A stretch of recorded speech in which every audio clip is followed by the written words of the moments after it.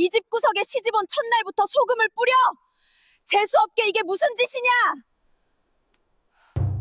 이 집 구석에 시집온 시어머니의 목소리가 마당을 쩌렁쩌렁 울렸습니다. 가 시집온 새색시가 초가집 마당 구석구석에 하얀 소금을 뿌리고 있었습니다. 손끝은 떨렸지만 눈빛만은 흔들리지 않았지요. 그런데 이 며느리의 소금 바가지 속에는 아무도 알지 못하는 사연이 하나 숨겨져 있었습니다. 구독과 좋아요 눌러주시고 어디서 듣고 계신지 댓글 남겨주세요. 올해는 모두 건강하시고 좋은 일만 가득하시기를 기원하겠습니다. 사랑해요. 옛날 옛적 경기도 어느 산골 마을에 정순이라는 처자가 살았습니다. 정순의 친정은 한때 이름 있는 양반가였지요. 하지만 아비가 억울한 송사에 휘말려 재산을 몽땅 잃고 세상을 뜨고 말았습니다. 집안이 무너지자 정순은 어미와 단둘이 남았습니다. 끼니도 제대로 잊기 힘든 나날이었지요. 그런 정순에게 어느 날 중매쟁이가 찾아왔습니다. 산 너머 마을에 덕만이라는 총각이 있는데 사람이 참 순박하다네. 형편은 넉넉지 않지만 굶길 사람은 아니야. 정순의 어미는 눈물을 훔치며 고개를 끄덕였습니다. 이 아이라도 배골치 않게 시집 보내야지요.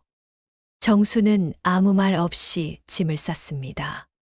보따리 속에는 옷가지 몇 벌과 죽은 아비가 남긴 낡은 서책 한 권, 그리고 작은 소금 주머니가 들어 있었습니다. 이 소금은 아버님이 생전에 늘 지니고 다니셨던 거란다. 어디를 가든 이것만은 손에서 놓지 말라 하셨지.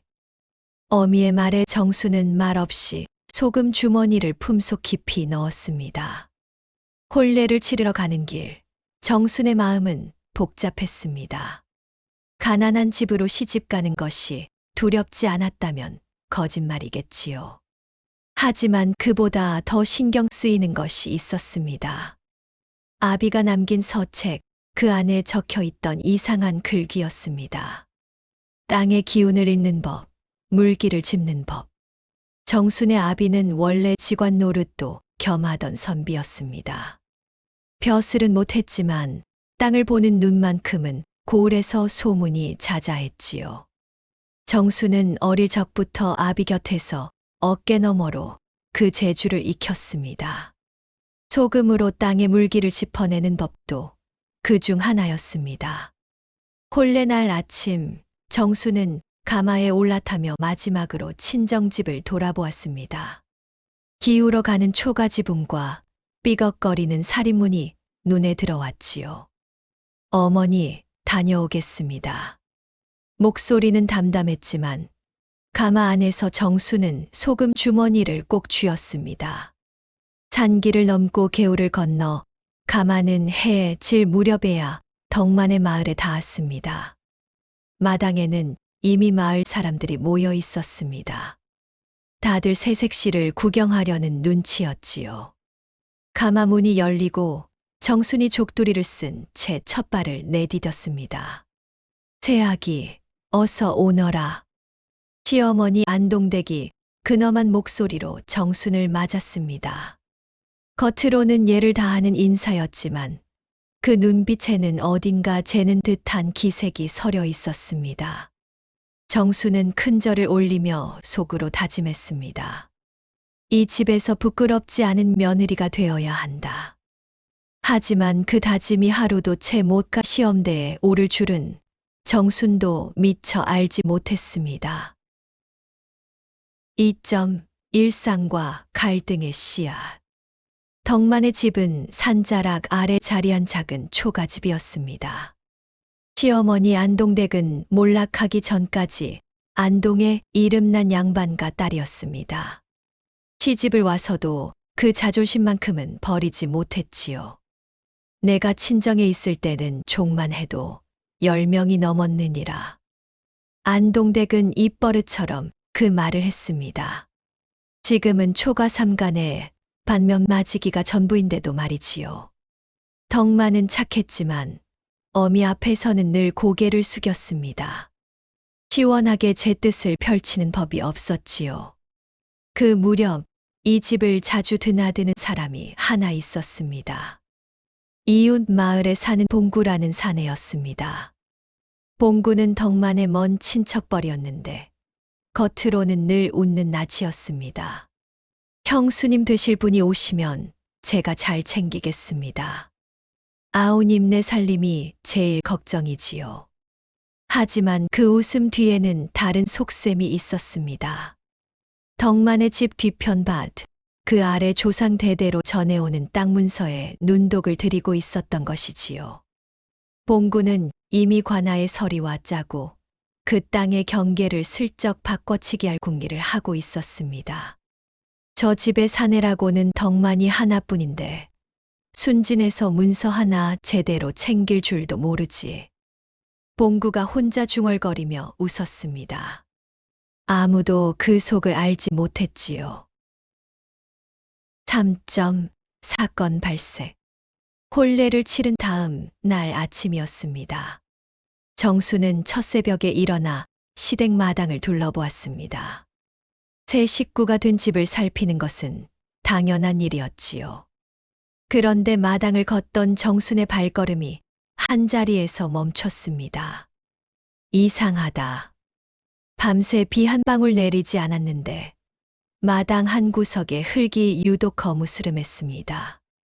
손으로 눌러보니 물기가 배어 나왔습니다. 정수는 품속에서 아비의 소금 주머니를 꺼냈습니다. 아버님이 알려주신 대로 소금이 젖는 자리를 찾으면 정수는 마당 곳곳에 소금을 한 줌씩 뿌리기 시작했습니다.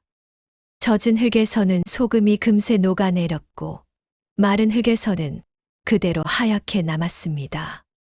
그렇게 조용히 확인하던 중 안동댁이 방문을 열고 나왔습니다. 이게 대체 무슨 짓이냐? 안동댁의 고함에 정수는 소금 바가지를 든 채 그대로 굳었습니다. 시집 온 첫날부터 마당에 소금을 뿌려 재수 없게 이게 무슨 짓이냔 말이다. 동네 안악들까지 담장 너머로 고개를 내밀었습니다. 순식간에 소문이 퍼질 판이었지요. 어머님, 그것이 아니오라. 정순이 입을 열려 했지만 차마 이유를 다 말할 수 없었습니다. 소금으로 땅에 물기를 짚는다는 말을 며느리 된 지 하루 만에 어찌 다 설명할 수 있겠습니까? 듣기 싫다. 당장 그 소금 치우지 못할까? 정수는 고개를 숙인 채 소금 바가지를 내려놓았습니다. 그렇게 첫날부터 정수는 시어머니의 눈 밖에 나고 말았습니다. 4점 실현. 첫 번째 에피소드 미운 털. 그날 이후로 안동댁은 정순을 볼 때마다 못마땅한 얼굴이었습니다. 재수 없는 며느리가 들어왔다더니 참말이었구나. 동네에는 벌써 이상한 소문이 돌았습니다. 새 며느리가 무당 흉내를 냈다는 둥, 집안에 애군을 부른다는 둥, 말이 자꾸 커져갔지요. 정수는 아무리 억울해도 변명하지 않았습니다. 그저 묵묵히 부엌일을 하고 바치를 거들 뿐이었지요. 덕만이 조심스레 물었습니다. 부인, 그날 왜 소금을 뿌린 것이오? 나한테는 말해줄 수 있소. 정수는 잠시 망설이다가 고개를 저었습니다. 아직은 때가 아닌 것 같습니다, 서방님. 덕만은 더 캐묻지 않았습니다. 다만 마음 한구석에 아내에 대한 믿음이 조금씩 자라고 있었습니다. 두 번째 에피소드 봉구의 접근. 봉구는 정순이 시어머니 눈 밖에 났다는 소식을 듣고 속으로 쾌재를 불렀습니다. 잘 됐구나. 저 집안이 흔들릴수록 내가 움직이기 편하지. 봉구는 안동댁을 자주 찾아와 살살 부추겼습니다. 형수님, 요즘 같은 세상에 며느리 하나 잘못 들이면 집안이 통째로 흔들립니다. 제가 아는 직원한테 물어보니 그런 행동은 불길한 징조라 하더이다. 안동댁의 얼굴이 점점 굳었습니다. 지관까지 그리 말한단 말인가? 예, 그러니 미리 조심하시라 이 말씀입니다. 저야 뭐 아우님네 걱정해 드리는 말씀이지요. 봉구는 그렇게 안동댁의 불안을 부채질하는 한편 넌지시 다른 말도 꺼냈습니다. 참, 형수님. 뒷밭 문서는 잘 보관하고 계시지요? 요즘 관아에서 땅 경계를 다시 잰다는 소문이 있던데 문서가 낡아서 걱정입니다. 제가 아는 서리한테 맡겨서 새로 정리해 드릴까요? 안동댁은 살림에 밟지 못했습니다. 문서 일이라면 그저 고맙게만 여겼지요. 그리해 주면 나야 고맙지. 이렇게 봉구는 한 걸음씩 덕만네 땅 문서에 손을 뻗기 시작했습니다. 세 번째 에피소드 흉년과 비. 그해 가을 마을에 흉년이 들었습니다. 곡식이 여물지 않아 집집마다 끼니 걱정이 태산이었지요. 덕만네도 예외는 아니었습니다. 곳간이 텅 비어가자 안동댁의 신경은 더욱 날카로워졌습니다. 복 없는 며느리가 들어오더니 흉년까지 들었구나. 안동댁은 틈만 나면 정순을 탓했습니다. 정순은 그저 고개를 숙이고 참을 뿐이었지요. 그러던 어느 날 봉구가 곡식 몇 가마니를 지고 찾아왔습니다. 형수님, 이 어려운 시기에 그냥 있을 수 없어 조금이나마 가져왔습니다. 안동댁은 눈물을 글썽이며 고마워했습니다. 자네만 한 사람이 없네. 이 은혜를 어찌 갚을꼬. 은혜라니요. 그저 나중에 뒷밭 경계 정리하는 문서에 형수님 도장 하나만 찍어주시면 됩니다. 별일 아닙니다. 정수는 부엌에서 그 대화를 우연히 들었습니다. 순간 등골이 서늘해졌지요. 저 사람 곡식으로 어머님 마음을 사서 문서에 도장을 받으려 하는구나. 정수는 조용히 덕만에게 이 일을 알렸습니다. 서방님, 봉구 어른이 곡식을 빌미로 어머님께 문서 도장을 받으려 하는 것 같습니다. 아무래도 수상합니다. 덕만은 미간을 찌푸렸습니다. 설마 그럴 리가. 봉구 형님은 우리 집안을 늘 챙겨주시는 분인데. 그래도 한 번쯤은 살펴보셔야 할 것 같습니다. 문서를 함부로 남에게 맡기면 안 됩니다. 하지만 덕만은 반신반의할 뿐 선뜻 나서지 못했습니다. 안동댁 앞에서는 더욱 그러했지요. 네 번째 에피소드 젖은 땅의 비밀. 정수는 그 귀로도 틈틈이 마당 뒤편 소금이 유독 진하게 녹아내리던 그 자리를 살폈습니다. 밤이 깊으면 몰래 나가 흙을 조금씩 파보기도 했습니다. 땅속 깊은 곳에서 서늘한 물기가 느껴졌지요. 아버님 말씀대로라면 이 아래에는 분명. 정수는 확신이 점점 커졌습니다. 하지만 아직은 누구에게도 말할 수 없었습니다. 시어머니의 미움을 받는 처지에 섣불리 나섰다가는 더 큰 오해를 살 것이 뻔했으니까요. 그러던 어느 날 밤, 정수는 또다시 그 자리를 살피러 나갔다가 봉구와 마주치고 말았습니다. 봉구는 밤늦게 덕만네 집 뒤편을 서성이고 있었습니다. 아니, 이 밤중에 형수님이 여기는 어인 일이십니까? 정수는 순간 당황했지만 이내 침착하게 되물었습니다.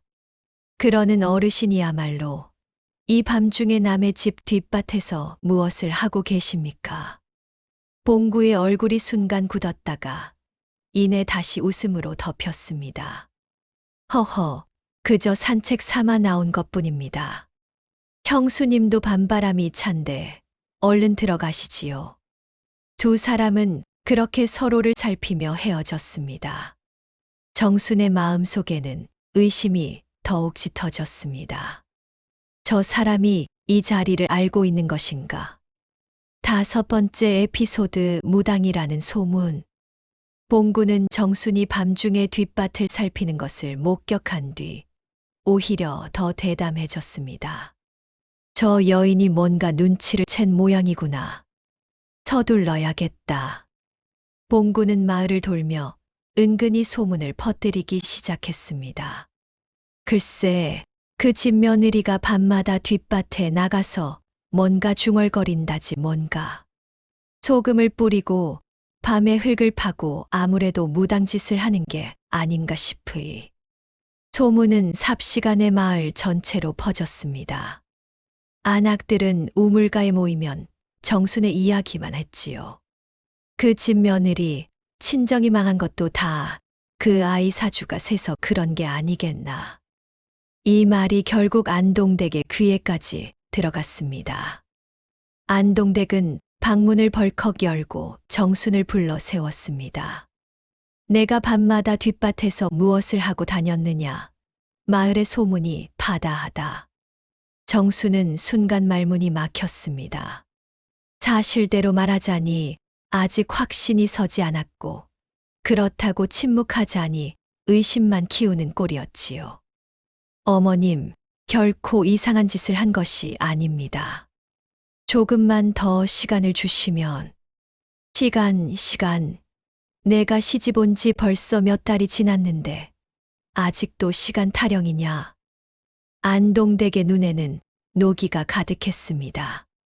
이러다 온 마을에 우리 집안이 웃음거리가 되겠구나. 덕만아, 내 처를 단속하지 못할 것이면 내가 직접 나서야겠다. 덕만은 아내와 어미 사이에서 진땀을 흘렸습니다. 어머니, 조금만 더 지켜봐 주십시오. 정수는 그날 밤 홀로 부엌에 앉아 아비의 서책을 어루만졌습니다. 아버님, 제가 잘못된 길을 가고 있는 것은 아니겠지요. 눈물 한 방울이 서책 위로 떨어졌습니다. 하지만 정수는 이내 눈물을 닦고 다시 마음을 다잡았습니다. 아닙니다. 저는 제가 배운 것을 믿습니다. 5점 위기. 가을이 깊어갈 무렵 봉구는 마침내 서리와 짜고 가짜 문서를 완성했습니다.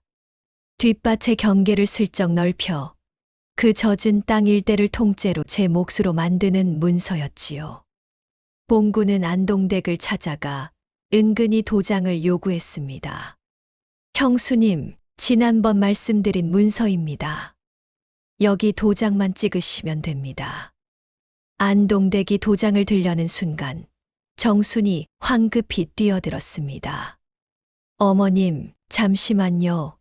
그 문서 다시 한번 살펴보셔야 합니다. 안동댁의 얼굴이 벌겋게 달아올랐습니다. 내가 뭘 안다고 나서느냐. 안 그래도 시집 온 첫날부터 소금이나 뿌려대던 내가 이제는 집안 문서에까지 참견이냐. 봉구도 옆에서 거들었습니다. 형수님 말씀이 맞습니다. 부인네가 이런 일에 나서는 것은 법도에도 어긋나는 일이지요. 정수는 물러서지 않았습니다. 어머님, 저 문서의 경계를 다시 보십시오. 뒷밭 저 젖은 땅 자리까지 포함되어 있지 않습니까? 그 땅 밑에는 필시 무언가 있습니다. 그러니 저 어르신이 저리도 서두르시는 것입니다. 뭐라, 젖은 땅 밑에 무엇이 있다니, 그 무슨 해괴한 소리냐. 안동댁은 정순을 쏘아보며 소리쳤습니다. 내 2년 시집 온 날부터 지금까지 이상한 짓만 골라 하는구나. 이참에 아예 친정으로 돌려보내야겠다. 집안 전체가 얼어붙었습니다. 덕만도 감히 나서지 못했지요. 정수는 무릎을 꿇었습니다. 어머님, 딱 하루만 시간을 주십시오. 하루 만에 제 말이 거짓인지 아닌지 밝혀 보이겠습니다. 만약 거짓이라면 그날로 친정으로 돌아가겠습니다. 안동댁은 한참을 노려보다가 마지못해 고개를 끄덕였습니다. 좋다. 내일 이맘때까지다. 그때도 아무것도 나오지 않으면 각오하거라. 봉구의 얼굴에는 초조함이 스쳤습니다. 문서에 도장을 받기 전에 정체가 드러날까 두려웠던 것이지요. 내일까지라니 너무 촉박하지 않은가. 아니, 오히려 저 여인네가 무엇을 알아낼 시간은 충분치 않을 것이다. 봉구는 애써 마음을 다잡으며 돌아갔습니다. 6점 반전 해결. 그날 밤 정수는 덕만과 함께 마당 뒤편으로 나갔습니다. 부인, 정말 여기 무언가 있는 것이오? 서방님, 아버님께서 생전에 소금으로 땅에 물기를 짚는 법을 가르쳐 주셨습니다. 소금이 유독 진하게 녹는 자리는 그 아래 물이 고여 있다는 뜻입니다. 정수는 아비가 남긴 서책을 꺼내 펼쳤습니다. 여기 보십시오. 땅 밑에 오래된 우물이 있으면 그 위 흙은 사시사철 축축하다. 이 집 뒷밭이 바로 그런 자리입니다. 덕만은 놀란 눈으로 서책을 들여다보았습니다. 그렇다면 저 아래 정말 우물이 있단 말이오? 예. 그리고 옛 우물이라면 마을 어르신들의 기억 속에 남아있을 것입니다.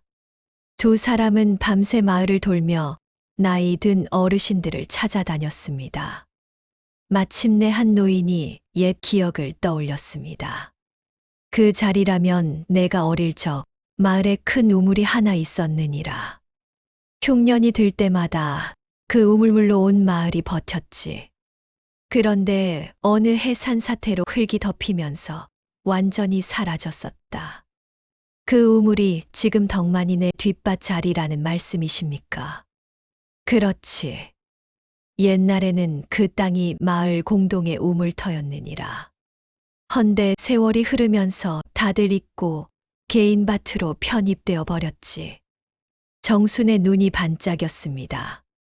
마을 공동의 우물터였다면 그 땅은 원래 개인이 함부로 문서화할 수 없는 자리다. 다음 날 아침 정순과 덕만은 마을 사람들과 함께 뒷밭을 팠습니다. 얼마 파지 않아 오래된 돌축대가 드러났습니다. 우물이다. 정말 우물이 있었어. 마을 사람들이 놀라 웅성거렸습니다. 흉년으로 물 걱정이 컸던 마을에 새 우물이 나타난 것이나 다름없었지요. 안동댁도 그 광경을 보고는 입을 다물지 못했습니다. 세상에 정말 저 자리에 우물이 있었다니. 바로 그때 봉구가 헐레벌떡 달려왔습니다. 자, 잠깐. 그 땅은 내 문서에 이미 경계가 정해진 곳이오. 함부로 손대지 마시오. 정순이 봉구 앞으로 나섰습니다. 어르신, 이 땅은 원래 마을 공동의 우물터였습니다. 마을 어르신들이 다 알고 계신 사실입니다. 어찌 이 땅을 개인 문서에 몰래 끼워 넣으려 하셨습니까? 그것은 봉구의 얼굴이 하얗게 질렸습니다. 게다가 어르신은 이미 이 자리를 알고 계셨지요. 지난번 밤중에 이곳을 서성이신 것도 이 우물 자리를 먼저 확인하러 오신 것이 아니었습니까? 마을 사람들의 눈초리가 일제히 봉구를 향했습니다. 이런 죽일 놈, 마을 우물터를 몰래 제 것으로 만들려 했단 말이냐? 노인 하나가 지팡이를 들고 소리쳤습니다. 봉구는 더 이상 변명하지 못하고 그 자리에 주저앉고 말았습니다. 결국 봉구는 관아에 끌려가 그동안 서리와 짜고 버린 다른 문서 조작까지 낱낱이 밝혀졌습니다. 마을 여러 집안이 그에게 억울하게 땅을 빼앗겼던 사실도 함께 드러났지요. 안동댁은 그제야 정순을 바라보는 눈빛이 달라졌습니다. 내가 내게 참으로 못할 짓을 했구나. 시집 온 첫날부터 이날까지 너를 의심만 했으니. 안동댁은 정순의 손을 잡았습니다. 내 아비가 남긴 그 재주가 우리 집안뿐 아니라 온 마을을 살렸구나. 정순은 고개를 저으며 웃었습니다. 어머님, 저는 그저 아버님이 알려주신 대로 했을 뿐입니다. 아니다. 그 지혜를 알아보고 끝까지 밀고 나간 것은 내 몫이었느니라. 그날 이후 마을 사람들은 그 우물을 며느리 우물이라 부르기 시작했습니다. 흉년에도 마르지 않는 그 우물 덕에 마을은 다시 활기를 되찾았지요. 관아에서는 봉구를 문초하는 과정에서 그가 그동안 서리와 짜고 여러 집안의 문서를 조작한 정황을 낱낱이 캐냈습니다. 내 이놈 마을 공동의 우물터까지 사사로이 가로채려 하다니 그 죄가 결코 가볍지 않다. 원님의 호통의 봉구는 고개를 들지 못했습니다. 소인이 잠시 눈이 멀어 그런 짓을 저질렀습니다. 부디 목숨만은 봉구는 결국 그동안 빼앗은 땅을 모두 원래 주인에게 돌려주고 곤장을 맞은 뒤 마을에서 쫓겨나는 신세가 되었습니다. 함께 짜고 문서를 조작했던 설이 역시 관아에서 파직되었지요. 우물이 새로 트인 날 마을에서는 작은 잔치가 열렸습니다. 흉년으로 지친 사람들의 얼굴에 오랜만에 웃음꽃이 피었지요. 며느리 덕에 우물도 찾고 몹쓸 놈도 잡아냈으니 이보다 더한 경사가 어디 있겠나. 노인들은 정순의 손을 잡으며 몇 번이고 고마움을 전했습니다. 안동댁은 그날 밤 정순을 안방으로 조용히 불렀습니다. 내 평생 친정의 위세만 믿고 살았다. 그러다 보니 정작 사람을 볼 줄 아는 눈은 잃어버렸던 게지. 안동댁은 정순의 손을 꼭 잡았습니다. 내 아비가 남긴 그 서책, 나도 한번 보고 싶구나. 그런 귀한 지혜라면 우리 손주에게도 전해야 하지 않겠느냐.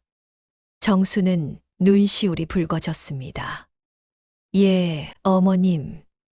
소중히 간직했다가 꼭 전하겠습니다.